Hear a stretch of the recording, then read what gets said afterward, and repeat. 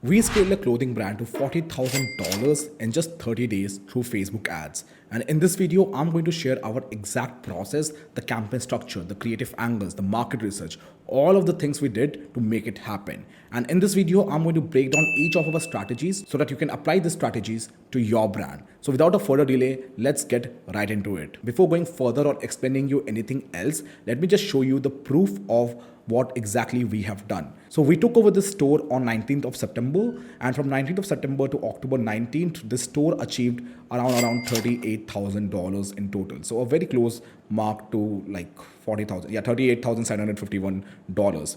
And for this particular time frame, so we spent a total of $3,100 in Facebook ads, and we got in a revenue of $38,751. That's amazing.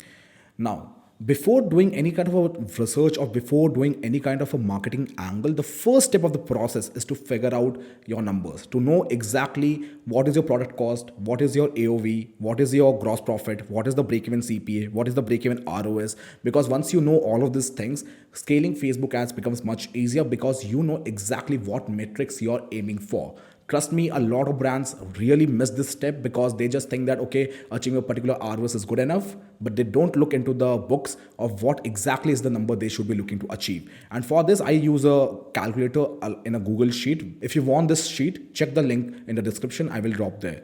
Now here you can just put out your average order value, what is the COGS of your product, what is the shipping and handling, and it will automatically give you the AOV, what is the gross profit, what is the gross profit margin, what is the break-even CPA, what is the break-even ROS. So then you can figure out what is the target CPA, target ROS you should be looking to achieve for your brand. Now the second part of the process is to do the market research. Basically, what we did over here was we looked at all of the reviews of the product. We also looked at some of the reviews of the competitors, what are their features, what are their product features, so that we can understand what are some of the competitive angles that we can take over. And also, I looked at a lot of ad inspirations on Foreplay, Facebook Ads Library, and all those kind of stuff. Now, if you want to know exactly how we do our market research to get unlimited creative ideas for our clients, you should check out my other video in my YouTube channel. So when I'm doing my market research, these are the questions that I always look forward to so that I can really use this particular data to create great ad angles. So some of the questions are, what are the features of my product? What are the needs and wants of my customers? What people are looking to achieve from my product? What are their pain points? Who are my competitors? What are my strengths and weakness? Who are your competitors? What are their strengths and weakness? What are my possible competitive advantage? Because once you know all of these questions, or once you have a lot of data around these questions, the building creative angles becomes much easier. And I track all of these things through this Google Sheet where I note down all of the things that when I'm going through market research, when I'm doing my market research, I'm just noting down all of the data that I'm looking forward to. And also one of the key factor over here is that when you're doing your market research, you will get a lot of ad ideas or headline ideas. You should be writing all of those things down. You should not be thinking whether it's a good one or whether it's a bad one. The entire motive of this process is to brainstorm a lot of ad ideas and headlines ideas around your product. Now, once you have done your market research, you can use this information to build multiple creative angles. For example, for one of our product, it was underwear product for women's. So one of the positive reviews for the product was, I live in North Queensland and trying to find comfort in the heat is hard. So when I looked at this particular review, I already knew that people are liking my product because it is comfortable in hot weathers. And then I figured out, okay, the desire of the customer basically from here is underwear which is comfortable during heat or summer season. And then we made a creative angle around that, which was showing how our underwear is comfortable during hot weather.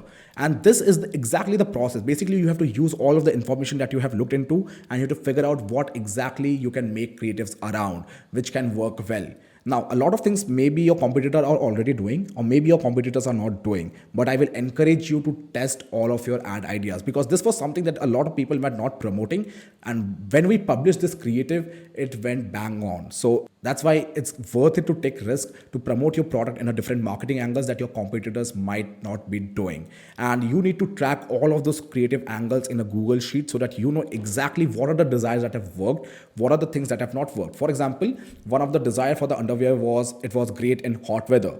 But the other desire was it was environmental friendly. But when we compare both of the desires, we figured out that the desire of the hot weather worked really well as compared to the eco-conscious one. So then we made more creative angles around that particular desire. And that's why you need to track all of the creative angles that you are making in order to know exactly what's working for your product, for your brand. Now, once you have done your research, now the last step of the process is to run them on your Facebook ads. And for that, we use a very simple ad account structure, nothing complicated over here. We use a broad prospecting campaign, CBO, and we use an Advantage Plus shopping scaling campaign. Basically, in the broad prospecting campaign, we test all of our new creative ideas, and all the creatives which are winner, which are doing great in the broad prospecting campaign, we just copy their post ID with the engagement and we run them on the Advantage Plus shopping campaign. That's basically the structure over here, nothing complicated as such. Most of our ad sets are open. There's no specific targeting we do. Only thing that we do is probably age and gender and location. That's it. Nothing complicated over there also. And we do not run any kind of an ABO campaign because I think Facebook knows better what are the creatives that will work for your brand or for your campaigns. So I let Facebook decide whether my creatives are great or not. That's the ad account structure that we use for majority of our clients. Now, the last step of the process is very crucial, especially if you are in fashion niche, because here the new customers are essential, but retention marketing is as important as that. Because if you can do your retention marketing properly, you can spend more by having a higher CAC or by having a lower ROAS, but still being profitable. So retention marketing in email plus SMS follow-up is very essential.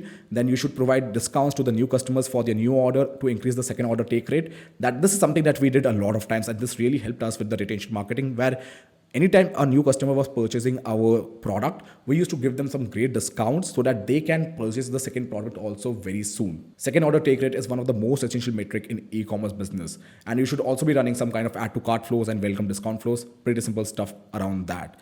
As a fashion brand, you should be also aiming to drop new products, new collections, or run some kind of an offer in every 60 to 90 days period, because that helps you to have a great engagement or great retention over your store at the same time. With that being said, I hope you found this video valuable. If you found it valuable, hit that like button, hit that subscribe button for new videos every single week. And if you want me and my team to help you with your Facebook ads, click the link in the description below and book a call with me, and I will see you in the next video.